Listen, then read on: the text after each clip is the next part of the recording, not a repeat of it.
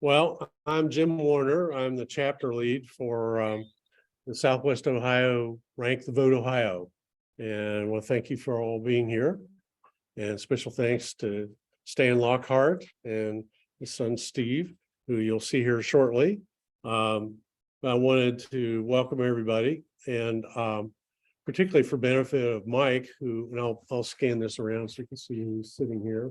We got Maria, Mike, and Jean, and Cheryl, also physically here. And we've got Haley, one of our interns online. Hi, Haley. And Kalisha, one of our organizers, is also on a Zoom call as well. And Bill Messer, I see. Good to see you well. And hi, Dan Zabon. Good to see you, Dan. And then, of course, Kyle Herman, our executive director. So I wanted to share the screen with something here. So I'm going to do that and kind of lead off with something.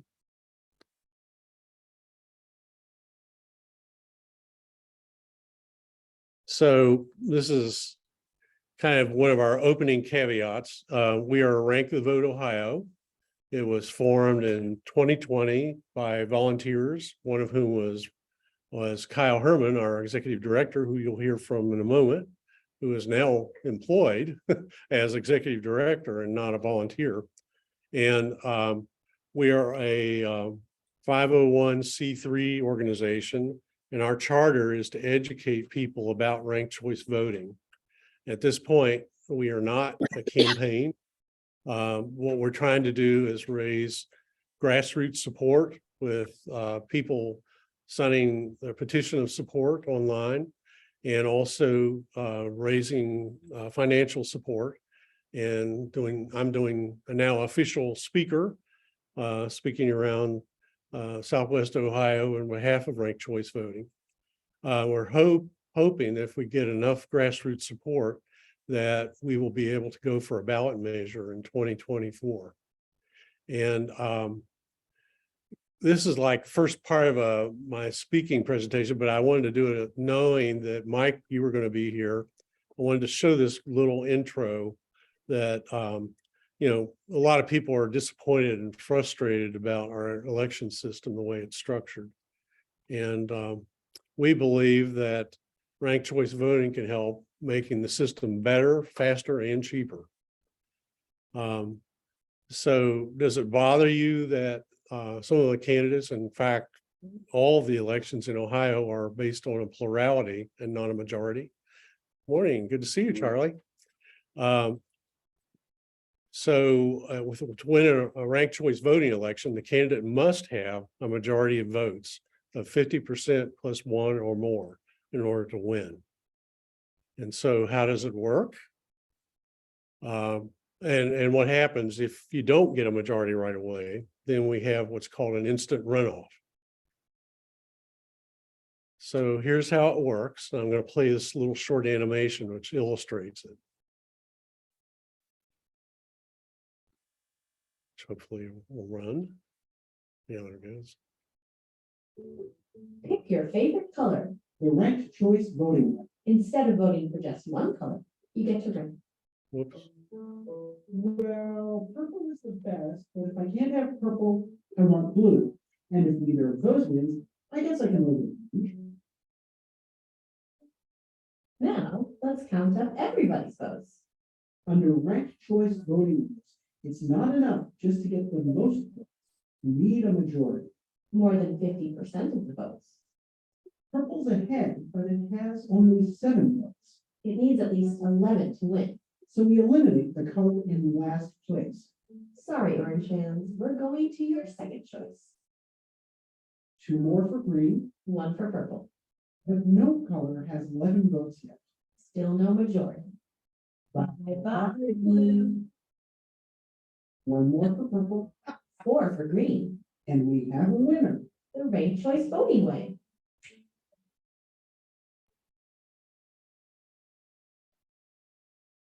That's a pretty slick way to tell about it, isn't it? You don't get it hung up in all the numbers. Hey, Jim, can I Yeah. stop you for a second? Sure. It sounded as though the audio for that was only coming out through the speakers in at Landfair instead of coming across on our computers. I don't know if anybody else experienced that. We could Oh, hear it pardon though. So I think it's fine. Yeah. Okay. So, and where is ranked choice voting used now? In Maine and Alaska, use it for all of their elections. And it's been used and being used in 60 plus counties and cities across the country. And several presidential primaries, military and overseas voters, and over 100 universities, corporations, and other organizations. Can I ask a quick question? Yes. Video you showed, is this, that's something I can pull up? Yes, I'll get you the link. Yeah, I'll get anybody else that wants it, just put your request in the chat and then I'll get the link to you. Okay, that's enough for that. So I've got this full-blown presentation. It talks about ranked choice voting and the history of ranked choice voting in Cincinnati. You know, Ohio had 5 cities that actually had ranked choice voting 100 years ago. And Cincinnati got it in 1924 and had it until 1957. So I can share more about that for those of you who'd like to hear more about it. So let me unshare the screen here so we can go back to our regular meeting. And I'd like now to turn it over to Kyle. I'll let you say a few words, Kyle, about how it's going for the state and our whole effort. Yeah, thanks, Jim. So we have a goal of reaching 10,000 registered supporters by July 1st. And we just 6 months ago in November only had about 3,300.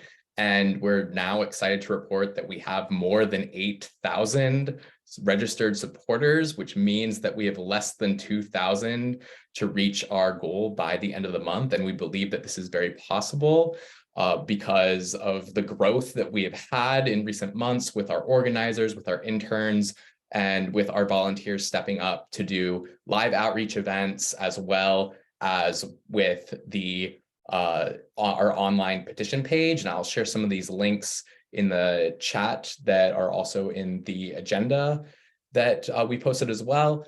But the first is about the importance of these local chapters. Most of you are in Southwest Ohio, and we have events coming up in Dayton, in Cincinnati, and other places in the region where you can come out with us and help us do live outreach. Have that 1-minute conversation with people about, hey, have you heard about ranked choice voting? Don't you think that a majority should have to win an election in Ohio? And get them to sign up right there. Or the other thing you can do is ask them to sign our online petition page, which I'll also put in the chat. Thanks, Jim, for demonstrating the clipboards that we use to get people to sign. And I just, and Kristen as well.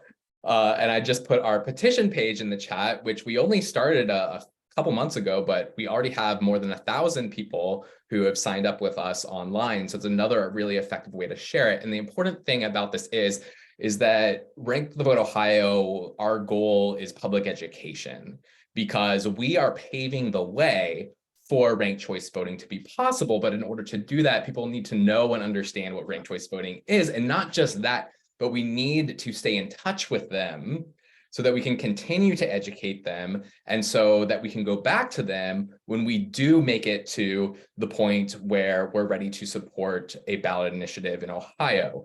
And we are planning to do our viability assessment for 2024 in August of this year, because we have a special election on August 8th that our gerrymandered legislature created in attempt to kill future ballot initiatives. And so as people are out, feel free to educate people about the consequences for ballot initiatives of the August 8th election, on which I will be voting no, but also tell them that it's really important that they sign up with us now, because that's going to help determine if we have enough support for us to do a ballot initiative in 2024, assuming that the August election goes our way. So yeah, thank you so much, everyone, for helping in these ways. And I'm looking forward to hearing from Stan. Yes. Okay, thanks, Kyle. So we have a special guest today, Stan Lockhart, who is here from Utah. And he's, I'm going to let him tell about his background. And he's going to share their experience in Utah with ranked choice voting, why he's become a real advocate for it as well. And so thanks, everybody, and welcome, Stan. Thank you. And I'm going to turn over the screen to you. Oh, good. So hopefully you get on the screen here. Give me a little. I mean, we can't see his face. Hang on. Okay. We can see him here. And you can see him. Okay. All right, I thought you good. might like to see where his face is. Thanks, everyone, for having me today. Just so you know, I've been a Reds fan since 1972, and the last several years, I've been coming out to enjoy a week of baseball, and I try to find the week where the most games are being played during the entire season. So between yesterday and June 8th, we'll have 7 games played at home, and I'll be at every one. The last few years I've been bringing my son, so now this has turned into a father-son outing, and so Steve and I come every year, and actually I've discovered that that's the very best part about this, is that I get to hang out with my son, and we get to talk about lots of interesting things and build those bonds of that a dad and a son need to have. So a little bit about myself.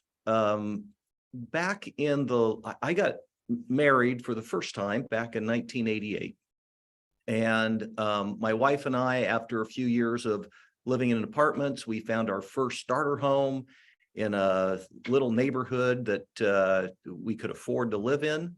And 6 months after buying our first home, we discovered there was a jail being built in our backyard. And we had a young child with one on the way. And we were concerned about their safety and just kind of the environment that they grew up in. And it wasn't like we could move very easily. We were doing the best we could. And so we just jumped in and got involved and went around knocking on our neighbors' doors and got them interested, and started finding out where elected officials were talking about that jail. And after a year, the plans got moved to an industrial park in a nearby city. And a lot of that had to do with our activism. Well, what happens when you start getting involved in politics and you start having success is that people start noticing. So before we knew it, we were invited to be involved in this and involved in that and do this and do that. And before too long, my wife was serving in the legislature and I was on my city council, and away we went. And that led to a long period of intense political involvement. My late wife, Becky, was the first and only woman to be Speaker of the House in our state legislature. As for me, I served as a county party Republican Party chairman and then a state Republican Party chairman. And in addition to the city council, I've also served on our state board of education. And it's been a remarkable journey, not one that we planned, not really one that we asked for, but it has been really rewarding and a rich experience. And it's the people you meet and get to work with that brings these and frankly, your ability to make a difference for good, that gives you the satisfaction of being involved. So anyway, that's kind of what happened. At the very, when my wife Becky was 46 and getting to the end of her 4 years being Speaker of the House, she started getting dizzy spells. And we thought it was kind of weird. And she went to the doctor and said, "What's going on?" "Oh, it's just a wintertime virus. It'll go away." Well, 60 days later, she was gone. And she had come down with a disease called Creutzfeldt-Jakob disease, or CJD. And the doctor called it Alzheimer's on steroids. And so she died at the age of 46. She was far better at politics than me. I really, she was really quite amazing, and we miss her to this day. After a couple of years, I got remarried, and in July, I'll celebrate 6 years being married to Michelle. And I met Michelle in a Facebook group for widows, a grief support group, and we fell in love and got married. And her husband died of metastatic melanoma about the same time my wife died of CJD. So that's kind of my journey in life. And we now have a blended family with 7 children and soon to be 12 grandchildren. And we're living happily ever after. So my experience with ranked choice voting began in the late 90s. In political parties, they have a central committee, and it really makes decisions for the party. They're the governing organization of each political party. And these conservative grassroots activists in Utah brought this thing called ranked choice voting, and they wanted to use it in our party conventions as we nominated our candidates for the ballot. And if those people were in favor of it, I was against it. So for many, many years, I was against ranked choice voting. Why? Because they were in favor of it. And actually, it was a little bit, there are 2 reasons in addition to that. Number one, I think philosophically, I'm more of a traditionalist. I think Republicans in general are more about tradition, and they're slow to change. And I think that's part of it. And you're kind of wondering, well, wait a second. I know how to manipulate a plurality election. I know how to get my people elected under plurality, but they may know something that I don't know about this newfangled system. And so if they know something I don't know, that gives them an advantage. And so I wasn't thrilled for that reason. And then in addition to that, I just kept wondering what the problem was that they were trying to solve within our political party.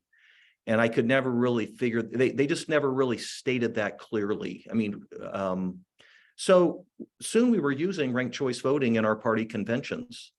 And I discovered what the problem was, because we were spending previously to that 10, 11 hours during a day at a convention.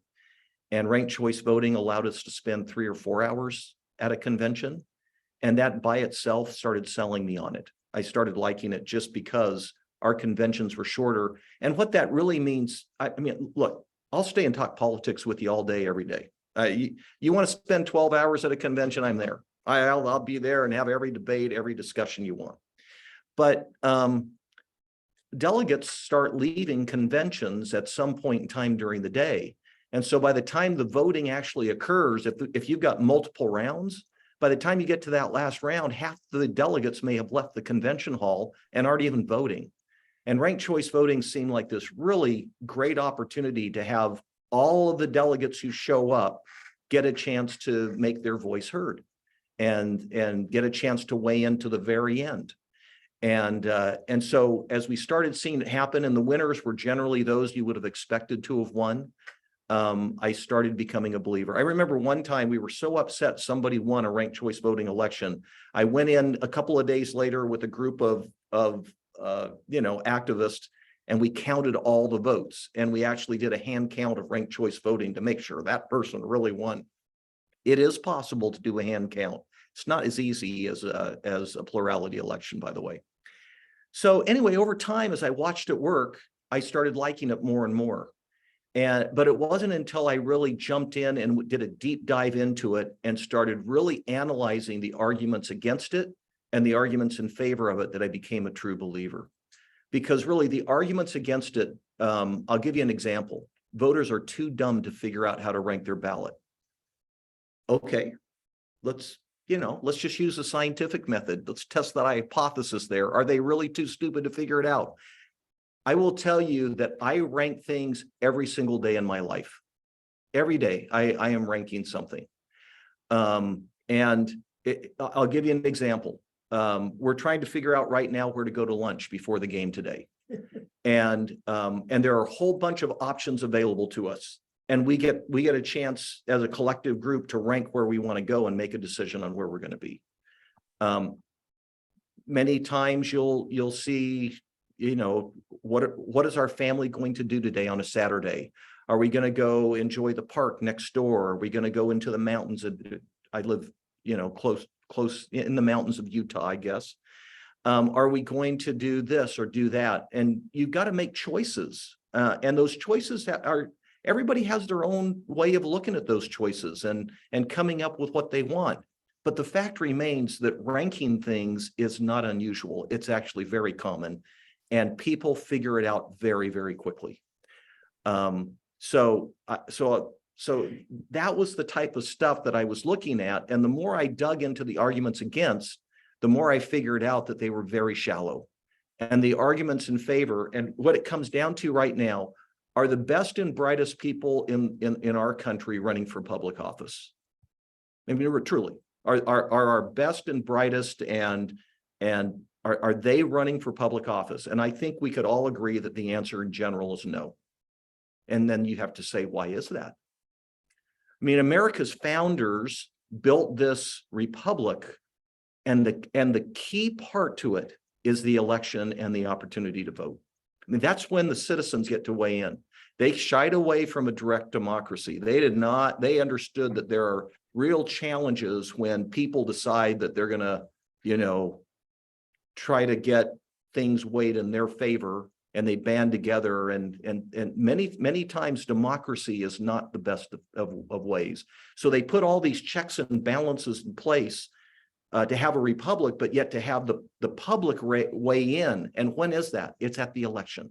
It's the opportunity to vote. What is the most important responsibility of every American? It's to vote, right?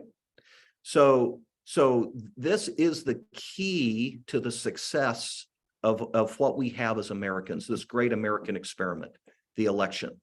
Are our elections going well in this country? No. No, seriously.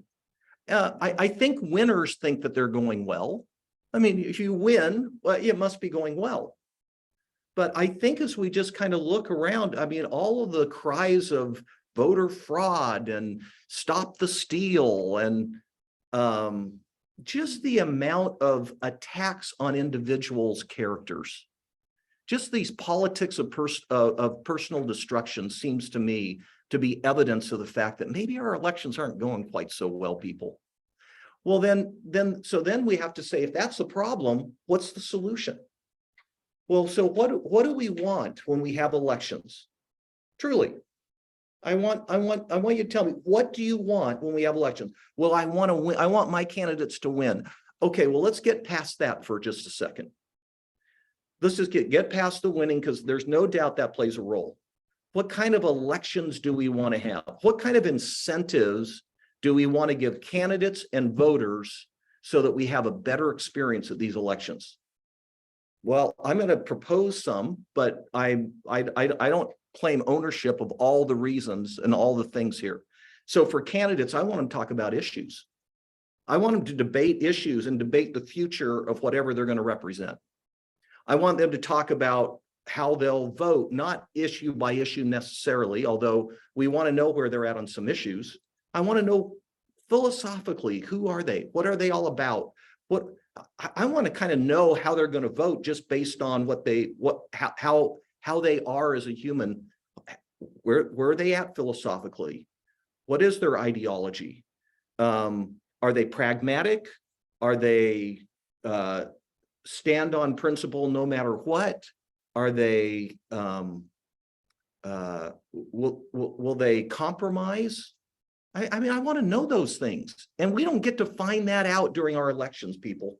We really don't. We're so busy trashing our opponents, we don't ever get to issues. We don't ever get to talk about, what am I going to do to represent you? We get a little of it. I mean, but I think, but in my opinion, it's mostly a facade. What they really want to do is tear down their opponents. Well, that's not great. So where do we get incentives that would be more issues oriented? Well, ranked choice voting puts candidates who campaign on issues, and not just their issues, but their opponents' issues as well, get elected under ranked choice voting. I want candidates that have to appeal to all voters and not just their base. Because under plurality voting, you go to your base and then you rile up your base. You get them fired up. And most of the time you do it based on fear, because that other guy is terrible. That's how you do it under plurality voting. Under ranked choice voting, you go to all voters. You can't afford to leave out, because look, even if you're not their number one, I got to be their number. I want me to be their number two. So I've got to go to places I wouldn't normally go, and I've got to ask them for their vote.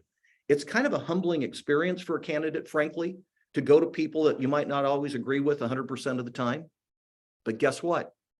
It's better. It's a better incentive for the process, because guess what? That person, if they get elected, represents 100% of their constituents, not just those who voted for them.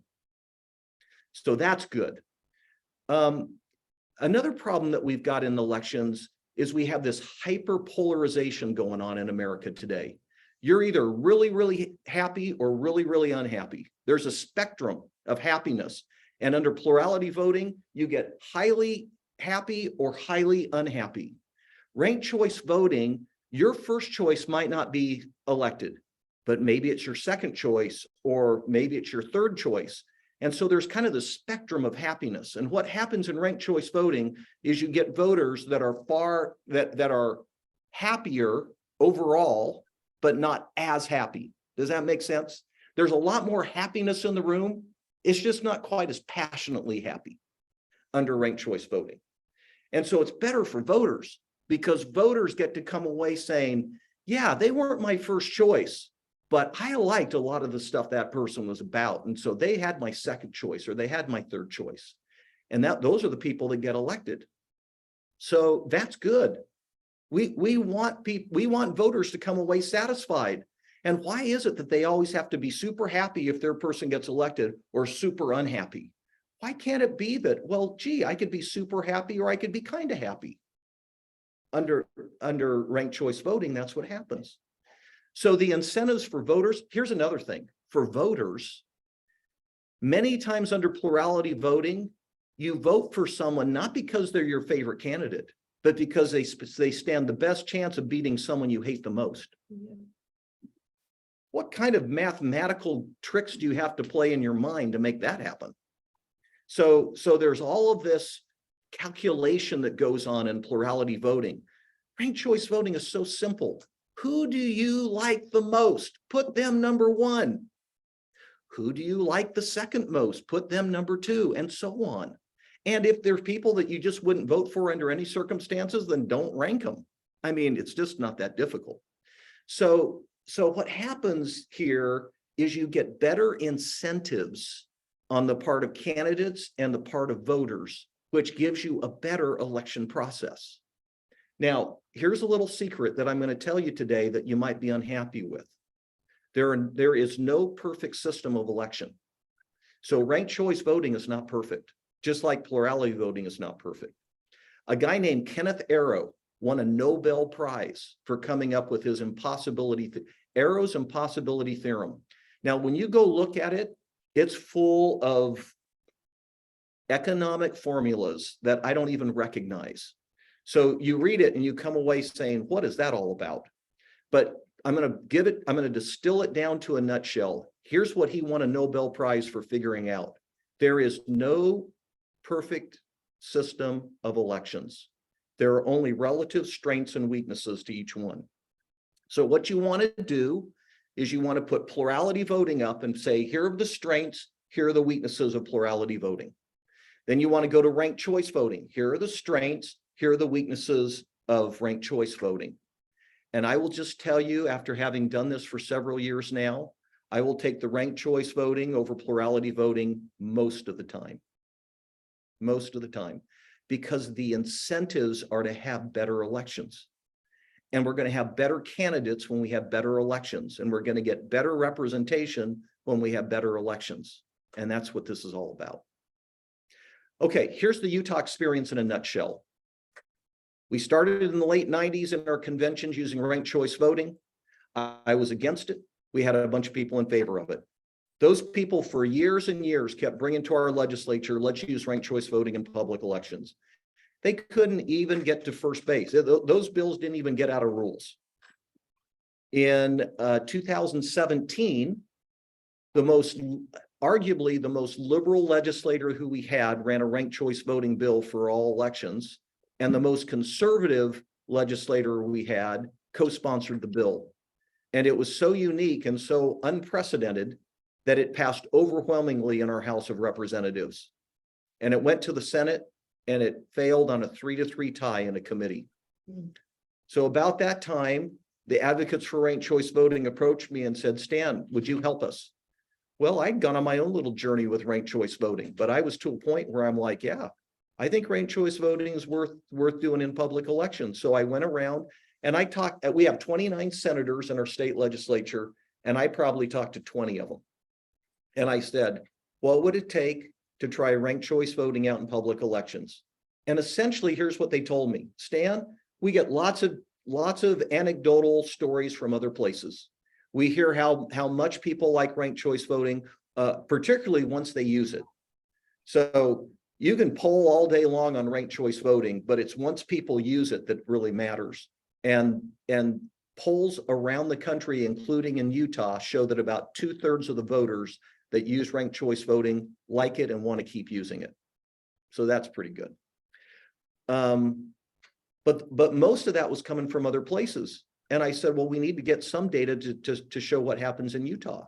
I said, well, then let's try it out in our what we call our institutions of innovation in government. Those are our cities, and let's see what happens.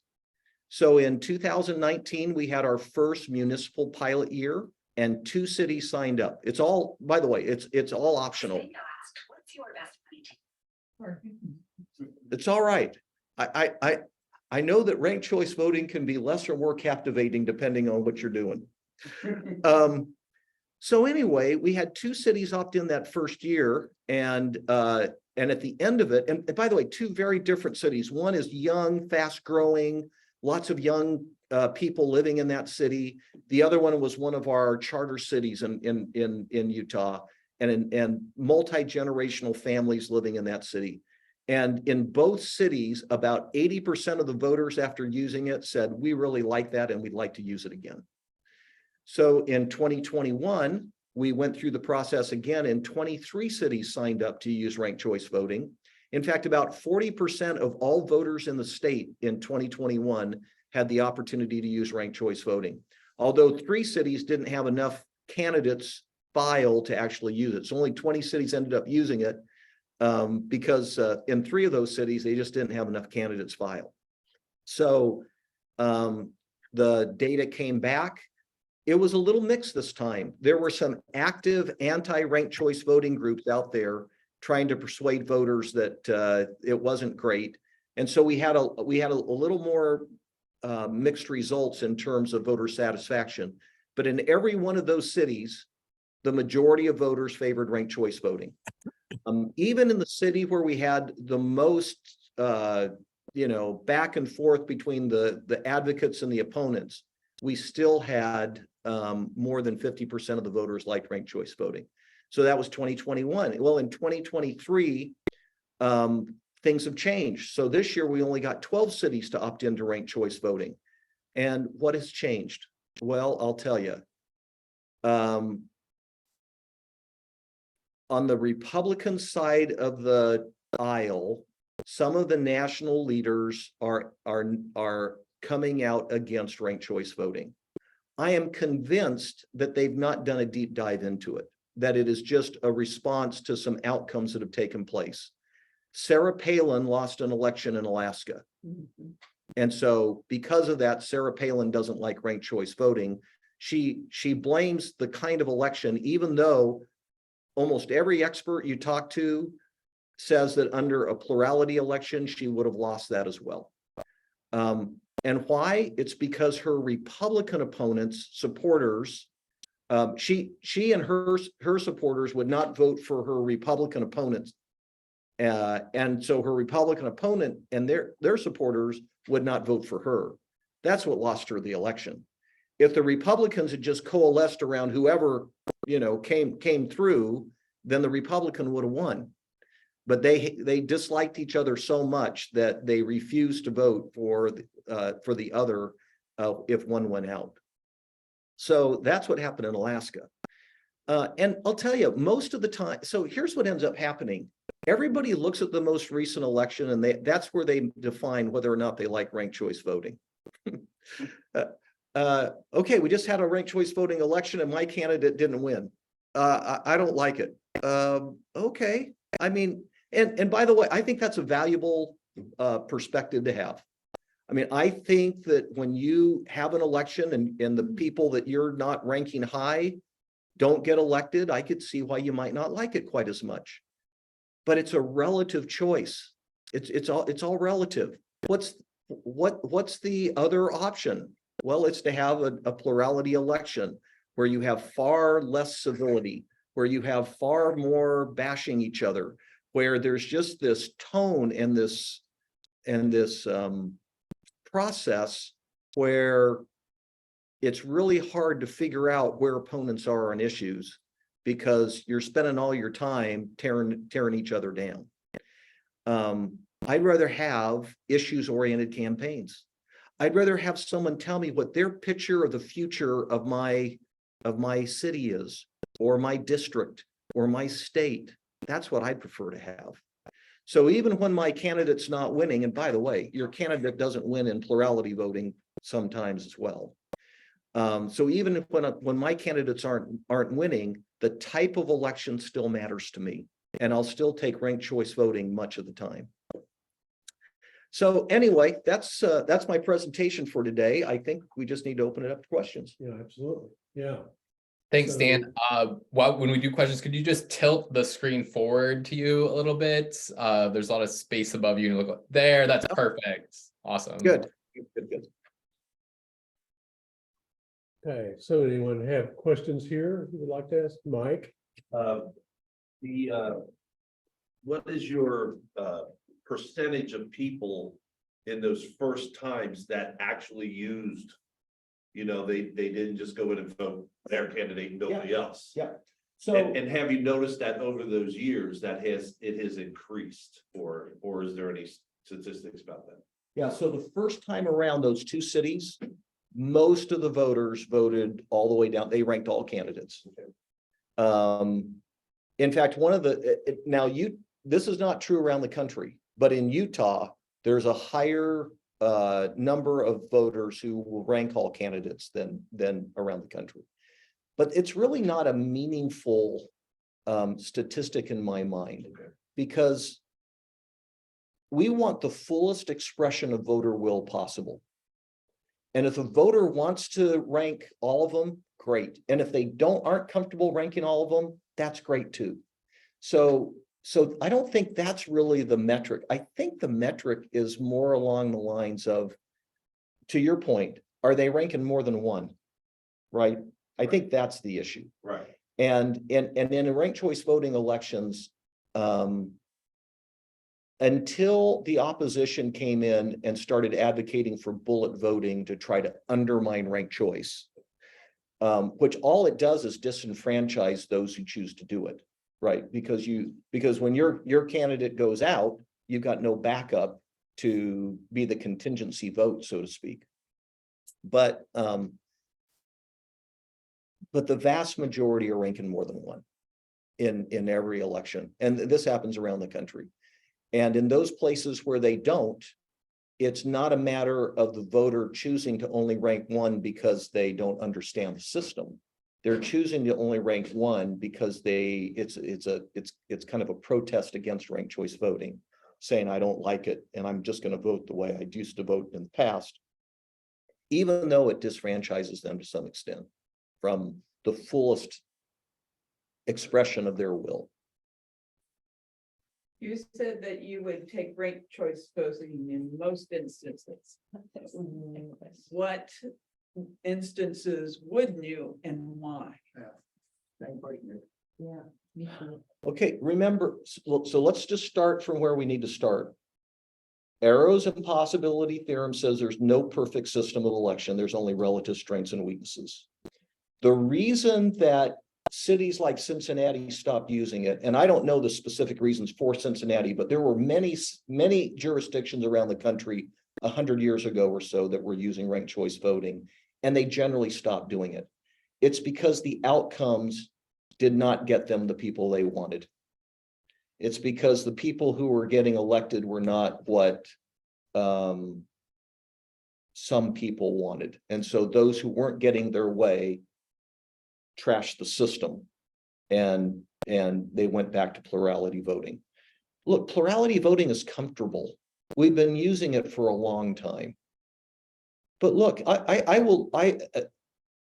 I'll tell you some of the specifics, but let me tell you one of the real reasons that Republicans should want to try it. In many of the flashpoint elections in 2022, you would have the least electable Republicans win their primaries by 33.3% to 32.9%. And the least electable Republican would win and then get trashed in the general election. And that's used because you win with plurality voting. You don't win with majorities. With ranked choice voting, you win with majorities. With plurality, you win with pluralities.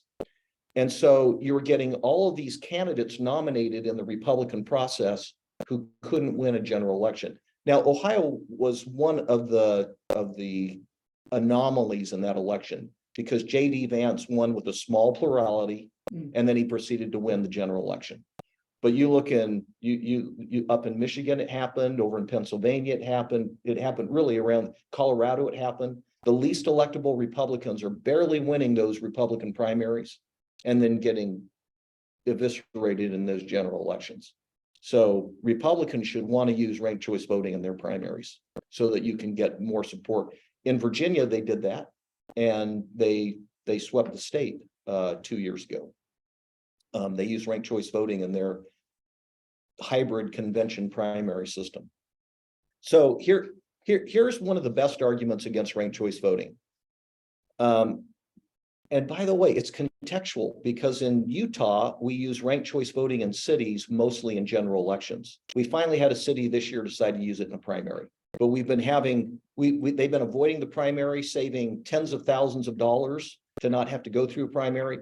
They just have it, they just go directly to the general election. They get someone elected when the largest group of voters make their choices, and away they go. So they save money, everything's good. But I've had many people, and when I say many, like 5, come to me and say, Stan, I want a binary choice in the finals.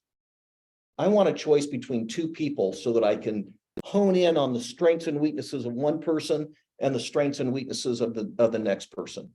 That's a pretty good argument. I could see that. So I want a primary, even if not very many people vote in the primary, even if I may not be getting truly the 2 best candidates going forward to the general election. I still want that because I want to see one person lining up directly against the other person. Anyway, I think that's a good argument. I disagree because I'd rather have the most people vote to get to make my choices. Primaries and runoffs have much less turnout than a general election, but I can understand why they feel that way. Why else would ranked choice voting?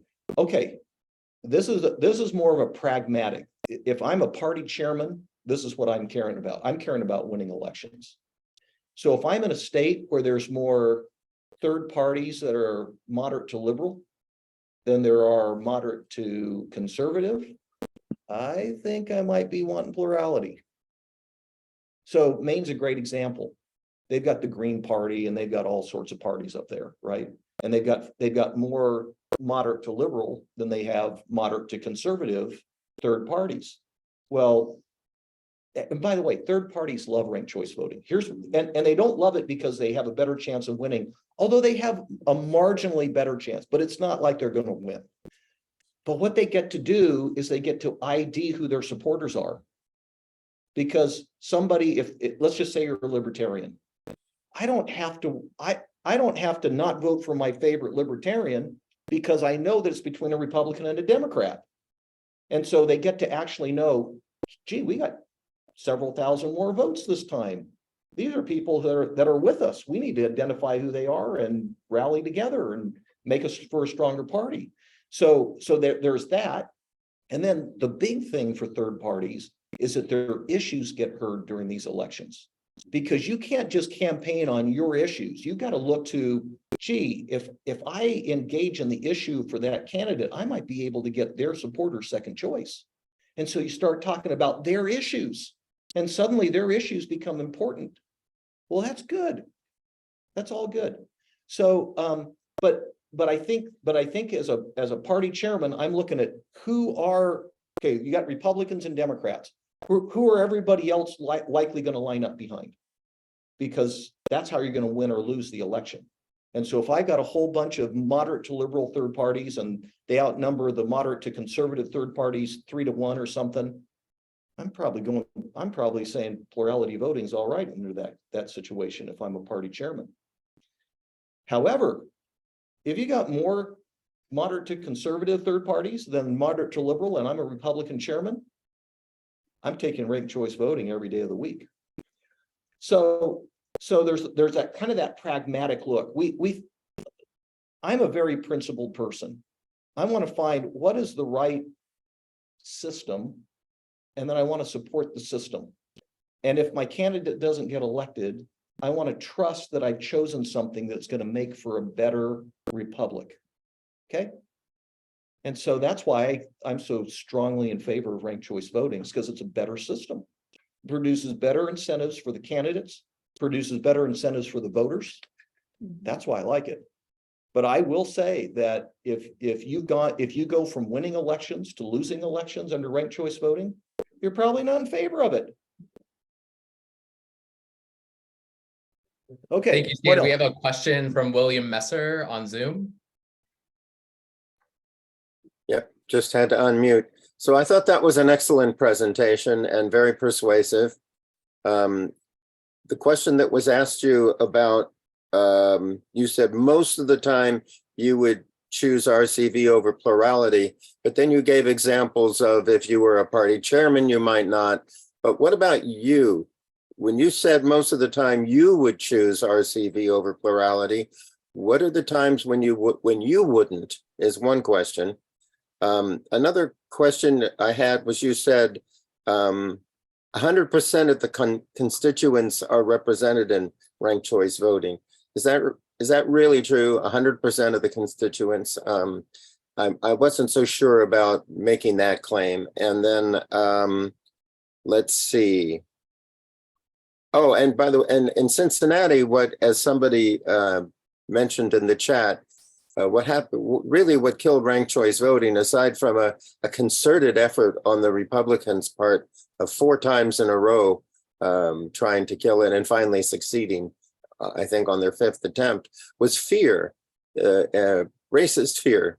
There was a fear that a Black candidate would be elected mayor, and that they managed to get people around Cincinnati thinking, oh my God, we mustn't have the first Black mayor in the country. What a terrible thing that would be. And that worked. But anyway, basically, I really enjoyed your presentation, and I think you did a great job. Okay, so I'm going to ask you to walk me through those questions. I remember the first one. When specifically would you not support ranked choice voting? I'm going to answer that, and then you got to keep giving me the questions back again. Sure. So I don't like ranked choice voting when you add it to other election reforms. I'm a party person. I'm a former Republican Party chairman. So I look at things from a partisan perspective. I like political parties. I like the ability to have like-minded people join together and try to advocate for their cause and to try to get other people to join them. I think that's good for our republic. I think it's good to have people aligning themselves together and working together to achieve outcomes that they all agree on. So, so when you start adding ranked choice voting to this jungle primary, final 4, final 5 stuff, like Alaska has done and like Nevada's trying to do, I'm generally opposed to it because it weakens political parties and it weakens their influence in the partisan process. Now, guess what? We could have a 2-hour debate. We could have a 5-hour debate on the merits of it, the pros and the cons. And I will admit that there are pros to it as well. But I'm just telling you from my prism as someone that has run a political party at both the county level and the state level, I like political parties. And so I'm going to look at it from my prism, and that's when I'm going to oppose it. What's your next question? Just to follow up on what you just said, it seems to me one of the problems with, what I think of as a somewhat broken democratic system has to do with parties. When we have just two parties and they become so polarized that they get into a gridlock, where it's always Yep. us or them, and So that's the 2-hour discussion we're going to avoid this morning. So give Okay. me the next question. all right. What was the other thing? Oh yeah, 100% of the constituents are represented, you said. Oh, yeah. Okay. What does representation mean? So if representation means that you're going to make 100% of your constituents happy with your votes, then that's not going to happen. I'm a high school basketball official. Every call I make, about half the crowd likes it and half the crowd dislikes it. I often think it's the best training possible to run for public office. Right? So no matter what decision you make as an elected official, about half the people are going to like it and half the people not like it. So that's not my definition of 100% of the people. My definition is I've got to go to 100% of the voters to ask for their vote. And under plurality voting, you don't go to 100% of the voters. You go to your base. You gin up your base. You get them excited. You get them fearful. You get them motivated to go to the polls and vote. That is your job in plurality voting. And if you can expand that base a little bit and get a few more people riled up, great, you're probably going to win. Under ranked choice voting, I got to get people to make me their number 2 choice. I gotta walk into a place where we have very little in common. And I've got to say, look, I know that you hate my guts, but guess what? I'm the second best person for you in this election. And here's why. That's good. Every candidate should have to do that, because when they're elected and they're sitting there trying to figure out what to do, they need to know how all of their constituents feel about things, even though they've got to make hard choices and they've got to make half of them happy and half of them unhappy. They need to know how all of them feel. What's your next question? And We do have another questioner as well. Right. Kristen Byrice. Yes, hi. We're talking, I hear you talking about a lot of people who are like in politics and enmeshed in it, and they're totally, this is like their life. We are not talking to those people very often. We're talking to people on the street. We're talking to people who are, they're knowledgeable about politics. They're knowledgeable about voting, but not necessarily about ranked choice voting. And we have more than 50% of voters are on the conservative side as well. We're trying to get this point across. What would you, if you had 2 minutes to talk to somebody about ranked choice voting on the street, what do you think would be most effective to get them on board? I don't know. Or a 30-second elevator pitch. What would you say? Like your issue is comprehensive. Yeah. So yeah. Would you like to have issues-oriented campaigns? That might be the easiest way to do it. Look, if I'm talking to a bunch of Republicans, I'm gonna give you, this is not to answer your question, because I honestly don't know what my elevator pitch is to the average person. If I'm sitting in front of a grocery store trying to get them to sign this petition, I honestly don't know what the hook is. Okay. Maybe what I do? I would have a ranked choice voting, something that they could rank. I would give them a little card and say, today we're trying to figure out what the best grocery store is in town. I'm standing here in front of a Whole Foods store, but what's the best? Give me your rankings. What's 1 through 5? What's your favorite grocery store? Whatever, right? Or what's your favorite pizza place? Or what's your favorite ice cream? Or what's your favorite soda pop or beer or whatever it is, right? Because once they try it, they like it, they get it. We're making choices all the time. So I think to the average person on the street, hey, would you take this little poll? Rank your choices. Wouldn't it be great if we could do this in public elections? Sign here. Maybe that, Love it. right? Thank you. Okay, Yes. that's my best. Okay, now I got to figure out where I was going with this thing. Oh, if I'm talking to a bunch of conservative Republicans, here's where I start. We love our founders. We love the governing documents of this country. We're big into the Declaration of Independence, our Constitution. We love those documents. We believe that our founders were inspired to come up with them. We understand that they created this form of government because they looked around the world and they saw every other form of government and they saw the problems associated with it. They really looked a lot at the French Revolution when they looked at democracies. And they said, we don't want the people taking the ruling class and putting them in the guillotine. And so they were looking at other places as they started trying to figure out how to come up with what today is known as the Great American Experiment. And here we have a form of government that has now lasted over 200 years successfully, where it's the most successful experiment in government in the history of mankind. Even the Roman Empire doesn't match what has happened in America.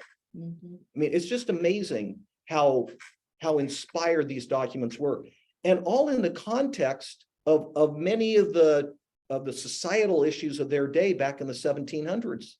I mean, we see things that obviously we're not on board with today. Blacks were 3/4 of a person. That's not that clearly was not inspired, right? But in the context of the whole thing, it obviously was inspired, and it created this amazing country that has worked really, really well for a really, really long time. And yet our founders understood that these elections were important. They understood that what they had built was fragile and that we had to pay attention to it.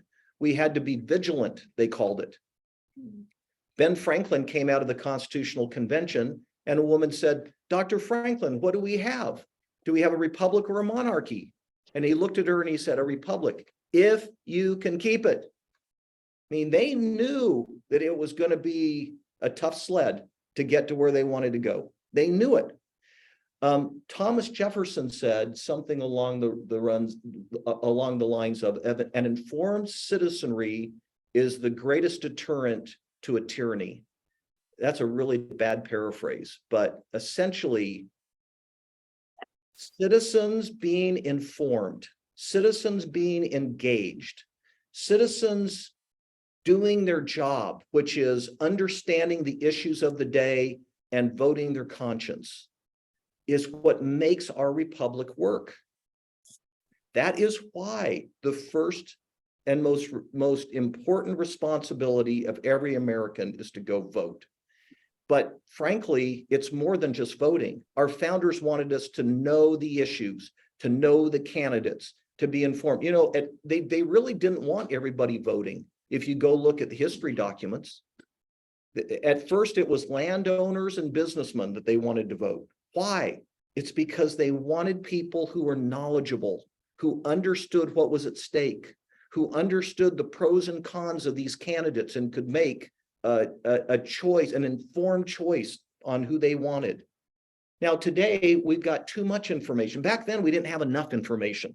Today, we got too much information, right? People can go on the internet and figure out what candidates are about in about 30 seconds. So, I mean, we've got too much information today. So we got a lot of okay, so our trusted sources of information have largely been eviscerated over the last 20 years. Yeah. So we've got all these sources of information and no ability to know how accurate they are. And we all kind of default into our own little tribalistic places where we're comfortable and we believe what people tell us. Well, that's not what they had in mind, right? So we're in places today that our founders really didn't want us to be. So how can we go back to what our founders had in mind? Ranked choice voting Ranked choice voting puts an incentive on voters becoming knowledgeable because they got to do more than just circle one little box. They got to put 1, 2, 3. Well, I got to go figure out what these candidates believe in so that I can figure out who my 1, 2, and 3 are. That is good. Now, I will tell you, I don't think it works that way for many, many people. I've been somewhat disappointed in the willingness of people to go research candidates. Yeah. But that's more on just an observation level. The incentive is there to go do it. And what are we trying to do? We're trying to create an election that has the right incentives. So I do think our founders would love the fact that campaigns are becoming more issues oriented and less politics of personal destruction. Now, I got to tell you, from the very beginning of this country, candidates were tearing each other down. Go look at John Adams and Thomas Jefferson in the third election for president. And I'm telling you, go look at some of the stuff that was trashing on Abraham Lincoln when he was running. I mean, it was, in some respects, it was even more brutal than what we see today. But no, our founders wanted, they understood that elections were the key to the success of the republic. That's the time where the people get to weigh in. The rest of the time we're represented by someone. Someone has to represent us in this form of government. But at the election, we get to weigh in as the people. So what is the election that will give the people the greatest amount of say and give them the incentive to become most knowledgeable about what they're voting on? Well, I'll put ranked choice voting up against plurality voting any day to get those outcomes. Okay, I kind of gone on and on. I'm sorry. Look, I am like a jukebox. Put a quarter in and I'll play for you all day long. Thank you. It's great. I'm glad your son's here. Oh yeah, no, we love each other dearly, but I got to tell you, we don't even agree on politics sometimes. I have a quick question. I'm in my mind, I'm running through our last election. Yeah. Voting. Yeah. To me, 95% only had 2 choices. When does this really actually come into play? More than 2 choices. Yeah, but Think of the upcoming primaries. yeah, primaries, I can see it. I can see it in primaries, but once you get your choice, get your 2, unless you have an independent, it really doesn't matter. So I like ranked choice voting the best in primaries. Yes, I can see that. That's when I think, here's what happened in Virginia. So in Virginia, it was the middle of the pandemic and they were highly advised to not get into a convention. So they tried something new. It was a hybrid of a convention and a primary. They created like 35 different polling places around the state. And then registered Republicans got to come and vote in those 35 polling places. And essentially it was a drive-by. They'd have like I want you to picture a post office, box, and people would go by and roll down their window and put their vote in and then drive on. That's the way that election took place because at the time they didn't want us to be getting together. So they went through that process and they used ranked choice voting because it just wasn't pragmatic to get together again. And they didn't want people to have to come back and do it over again. And it wasn't like they were trying to create it. It was just a method to get done what they needed to get done that year. But here's what happened. They ended up nominating the most electable Republican. They had candidates that couldn't get elected. They were very popular in the party in Virginia, but they just weren't electable on a statewide basis in a general election. And they ended up choosing the guy, and it could have been a gal, but they chose Glenn Youngkin, who absolutely appealed to the people of that state. No one thought Republicans had a chance in 2021 in Virginia, but using ranked choice voting, they nominated Glenn Youngkin, Winsome Sears, and Jason Miharis. And they went into that general election and they won it. Now they only won it by like 1.5%. I mean, there were millions and millions of votes and they won by 1.5% over the Democrats, but they won. And in general, they're viewed as a huge success story. The people of Virginia are very, very happy with them. And why was ranked choice voting the key? It's because ranked choice voting brings a party together more quickly. When you have to get over 50% of the vote, there's over 50% of those Republicans who are with you from the get-go. So you don't have to spend all your time after a hard-fought plurality election where you get 32% and you beat someone who had 31.5. You don't have to figure out, okay, now how do I reach out to those voters? And how do I make them happy with me where they were so unhappy with me in the election that we had? And it's just hard to get a coalition of Republicans around those plurality winners. That's why we keep losing. So when you use ranked choice voting and you start with over 50% of the people who have eventually voted for you, then it's easier to get them all together and say, okay, now here's our agenda. Now we just got to persuade all the independents in the state to be with us, and we're going to win. And that's what happened in Virginia, and that's how they won. Ranked choice voting was actually the key factor in helping them get a coalition big enough to win that state.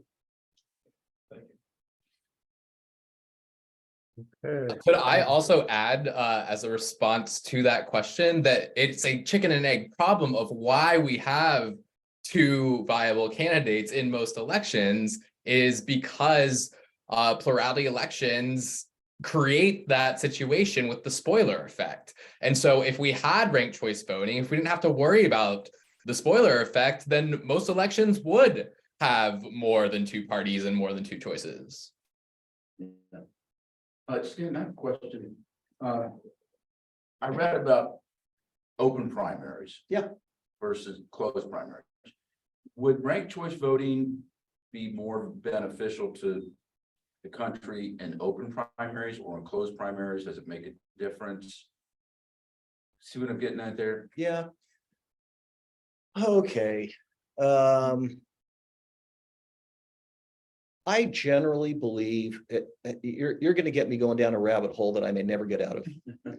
I generally believe that a political party should get to choose who runs under their banner. And one of the challenges we have with open primaries is that, you know, you'll have Democrats voting in a Republican primary and Republicans voting in a Democrat primary. And sometimes candidates will run trying to with specific strategies to make that happen so that they can win those primaries. And so in general, I'm not sure if it's more effective in an open or a closed primary. I don't know the answer to that. But I can tell you that in general, as a former Republican Party chairman, I'm in favor of closed primaries. Right. So I have a question. So in the recent Gallup poll after the last midterm elections, they polled, you know, who do people consider to be their party affiliation, and by far the largest group were independents. Now I'm sure you probably had some that were leaning one way or the other, you know, liberal or conservative. So it wasn't a monolithic group, but you know, the current process we have, you can only field two candidates. The independents are disenfranchised, is I guess my point. So could you speak to that and how ranked choice voting may, to me, that's one of the reasons I'm hopeful that ranked choice voting could solve that problem. How could we engage a lot more of the electorate that feel like they're disenfranchised now? So this is an interesting question, because I believe what is happening in America is that more and more people are getting fed up with the two-party system. That's what I think. Yes. Right. Yeah. I agree. Yes. Because the two-party system is not, look, it's for all the reasons we've been talking about, you guys. Not it. You tell me what is desirable about becoming a part of a party that just tears down the other side. Yeah. You got to stand for something. I actually believe in the principles that my party stands for. You know, I believe in them. I'm a movement conservative. I believe in the principles of limited government. That's what I am about. That's why I'm a Republican. Well, Somebody else will be a Democrat because they believe in bigger government or whatever they want to believe in, right? And I think that's good and fine. That's what political parties are designed to do. Bring like-minded people together and let them advocate for their cause. But what it's boiled down to is this toxic, tribalistic, highly polarized environment where it's not enough to believe in your cause. You got to hate the other cause. I've got to hate Democrats in order to be a good Republican now. Well, that's just wrong. And so people are checking out, and they should check out, frankly, if that's all it's about. No, I don't hate Democrats. Actually, Democrats have some good ideas. Sometimes we disagree on the way to implement those ideas. I'd like to do it with less government. They'd like to do it with more government, but they have good ideas and we should be listening to them. And likewise, if you're a Democrat, you should be listening to me because I got some good ideas, but we're not doing that today. And so truly there has got to be a reawakening of the purpose of political parties. And we need to get back to believing in what we believe and advocating for those things and not hating the other side. And really, ranked choice voting helps with civility in elections. You can't afford to beat up on your opponent, because you beat up on your opponent, you're not getting their people's second place vote. Right? Now, it's kind of funny. New York, I don't know how much time you guys have spent in New York City, but I can tell you that all it takes is a taxi ride from the airport to your hotel, and you'll have a whole new vocabulary you'll learn. And some of it are gestures that you may not have seen much in your lifetime. And so New Yorkers are very plain spoken. They say exactly what's on their mind. So New York City went to ranked choice voting last election cycle. And they elected a mayor and they elected city council, and they had and most political observers believe that New York City got better elected officials, they had better elections, they had a better experience as a result of ranked choice voting. And they're going to continue doing it because it works. Ranked choice voting works. But here's the issue. As I've talked to people who are very savvy about New York City elections, they said, yeah, people still beat up on each other, but they didn't do it as much, which I thought was a really interesting answer, but they didn't do it as much. Yeah, they still went after each other because that's what we do as New Yorkers, but we didn't do it as much. So civility can be a relative thing, right? The fact is, ranked choice voting made for a more civil election. Was it civil? Not completely. And we found the same thing in Utah. It makes for a more civil election, but not completely. We've had candidates using ranked choice voting go after each other a little bit. But it's better than in those plurality elections where everything is about trashing your opponent, right? So again, there's no perfect system of elections. There's relative strengths or weaknesses. So we cannot get in the mode that ranked choice voting is perfect, because I'm telling you, there are going to be some weird outcomes from ranked choice voting, just like there's some weird outcomes. A well-liked incumbent sometimes loses to an opponent. It happens. It doesn't happen very often, but it happens under plurality voting and it happens under ranked choice voting. We can't let those outcomes define the whole entire process. That's the point. Dan Zavon has a question. Dan, would you like to ask your question? By the way, I apologize. I'm way over my time.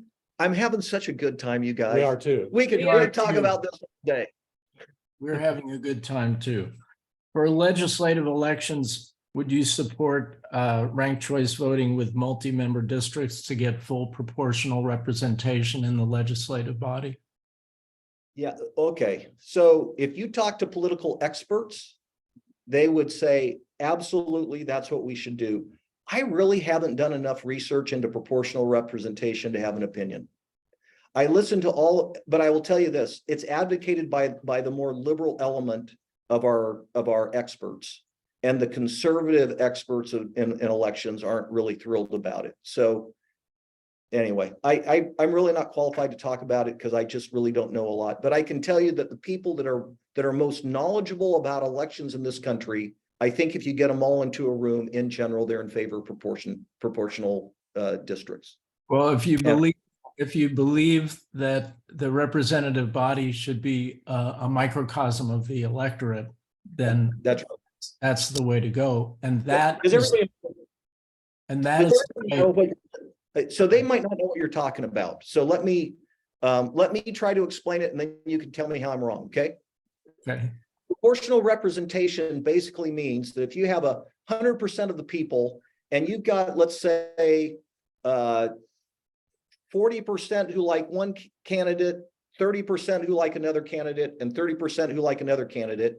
If you have a multi-member district, a 3-person district, then all 3 of those candidates will get elected under proportional representation.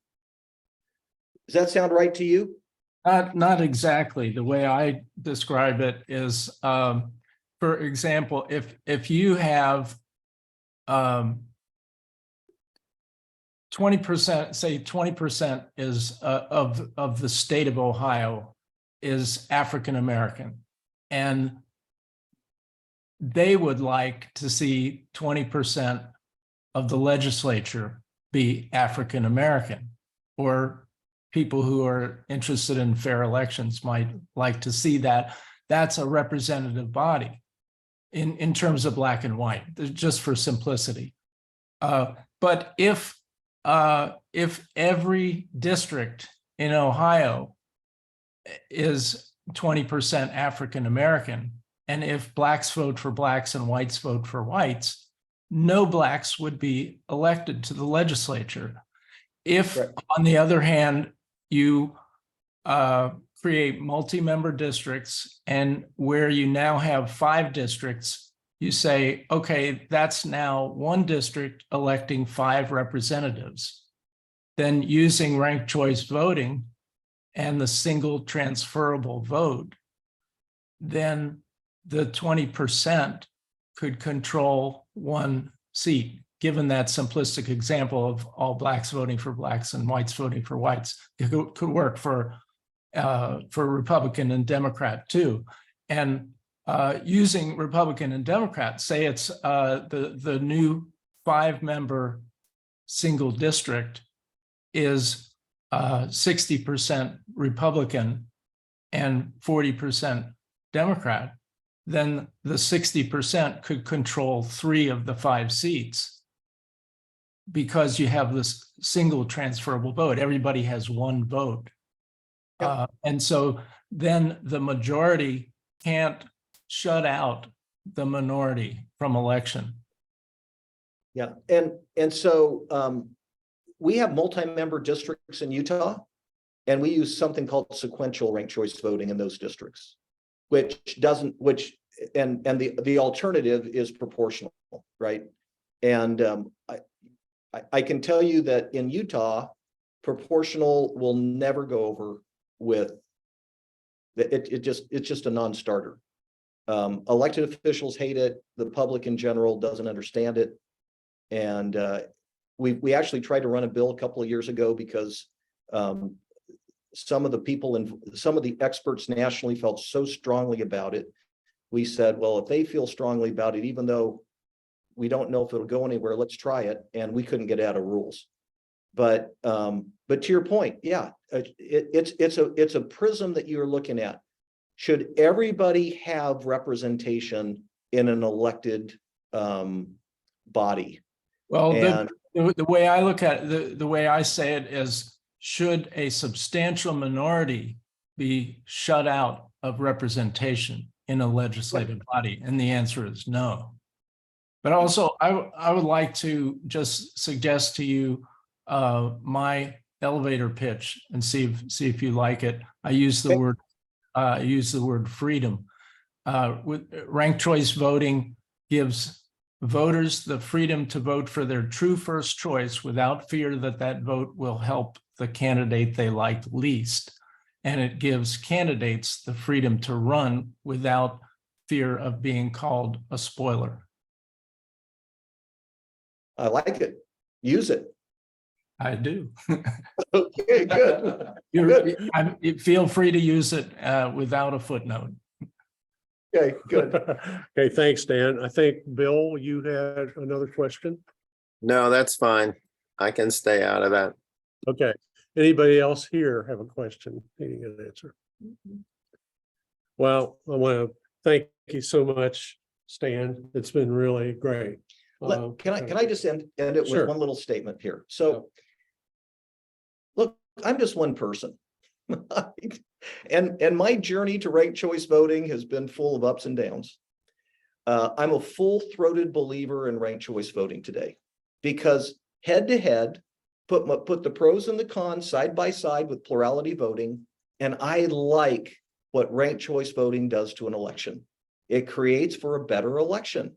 We have better incentives for candidates. We have better incentives for voters. Voters can fully express their will in a ranked choice voting election. And so that's why I like it. I have people come in and talk to me about all sorts of other kinds of reforms. There's what are some of the others? Ballot reform. Yeah, some of these other systems that are out there that are even better than ranked choice voting. Here's what I would tell to all of those people. Today, the default for everyone in this country, when faced with the opportunity of a new system of election, is to go to what they're comfortable with and say, we're going to stick with what we've got. And it is a huge uphill effort to show them that ranked choice voting is better, because people are kind of set in their ways. So when you're working on ranked choice voting, you can make the case. If you can talk to people, you can make the case, and they do like it. They really do, particularly after using it once. Before they use it, they're like, that sounds something kind of weird. Once they use it, it's like, oh, that was easy. Of course we like it. But when you start adding other complexity to it, and you start adding other elements of change, it becomes harder and harder and harder. Oh, yeah. And so I think to start, the best way to handle this is to do it just like I do it. Let's talk about the problem. We got real problems with elections in America. How do we solve that problem? Here are the pros and cons of plurality. Here are the pros and cons of ranked choice voting. What looks better to you? Well, ranked choice voting does. Okay, there you go. And I think that's the way that we need to advocate, and that we need to make our case to the public. Thank you. Thanks, Dan.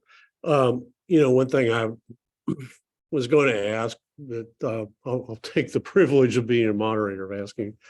I come from, I'm a retired architect and was very involved in doing environmentally, highly environmentally sensitive building projects, green buildings and so forth, high use of renewable energy and so forth. So that's given me a kind of perspective on, I don't think it's hyperbole to feel like climate change and the need to have a zero carbon economy, I believe, is a genuine existential threat, not just to us, but to the world. And so one of the things that's driving me towards ranked choice, I feel like regardless of your political persuasion, we need to get the best and brightest minds engaged together to do collective governance, collective problem solving to help us meet these kind of challenges. So that's kind of my take on ranked choice voting. Would you agree with that thought? So I don't think global warming or climate change is an existential threat. So we're going to agree to disagree on that. Okay. But I do think ranked choice voting is going to bring out more of our best and brightest people to get elected to office. Yeah. I absolutely think that's the case. When people can talk about issues, it's amazing how willing they are to stand up and say, I'm willing to do this. Yeah. When they have to drag their family through the mud of mudslinging that goes on in elections, they say no. Yeah. And so to that, we totally agree. Yes. And okay. by the way, people, you don't have to agree with me 100% of the time for me to be your friend. Yeah. I mean, truly. You don't have to agree with me. In fact, we can disagree more than 50% of the time, and you can still be my friend. Mhm. So that's not, the standard is not agreement. Mhm. The standard is, let's stand up for America and make our country a better place. That's what brings us together with ranked choice voting. Yeah. Yes, indeed. Yeah, I believe the need for making a more perfect union. Amen. Okay, very good. On that note, we need to bring things to a close. Thanks for everyone's attention. And I wanted to, I'll abbreviate what I was wanting to spend a little time on. We're very actively canvassing, as Kyle alluded to earlier. If you go onto our website, Rank the Vote Ohio or rtvo.org, and you look under About and find chapters and look for Southwest Ohio chapter, you will see all the scheduled events that we have planned for the coming month. And would like to encourage you to consider volunteering to canvass with us. We have a lot of stuff going up near Dayton. We're trying to get something organized here in Cincinnati as well. But that's where you can become involved and actually help us meet our goal of trying to blow past that 10,000 signatures by July. So thank you so much. And if you want to know more about volunteering, feel free to give me a call or an email me. I'm listed right on the website there, all my contact information. So just log on to that and we'll be happy to engage you. Okay, Kyle, do you want to say any last word? Yeah, thanks, Jim. And just for everyone else who's joining from all across the state, and in response to Stan's mention earlier, it is the tactic that we use to show people the ballots of, this one is for favorite pizza toppings, for example, but we have different versions where we just go out and say, hey, have you heard of ranked choice voting? It's how they vote in Maine and Alaska, where instead of picking one, you rank your choices. That way more parties and candidates can run and your vote can actually matter. Can you help us bring it to Ohio? And a majority of people, that's all they need to hear to be like, oh, wow, that's an amazing idea. Like, let's do this. And so we have pitch trainings that we do. We have our elevator pitch script that you can get it from our website if you apply to be a volunteer or come to these live outreach events. This isn't something that we're asking you to go out and figure out for yourself and do on your own. That we have all these resources where you can do it with us. And so thank you everyone for getting involved in any way that you can. If you can't volunteer, please do donate at rankthevoteohio.org/donate.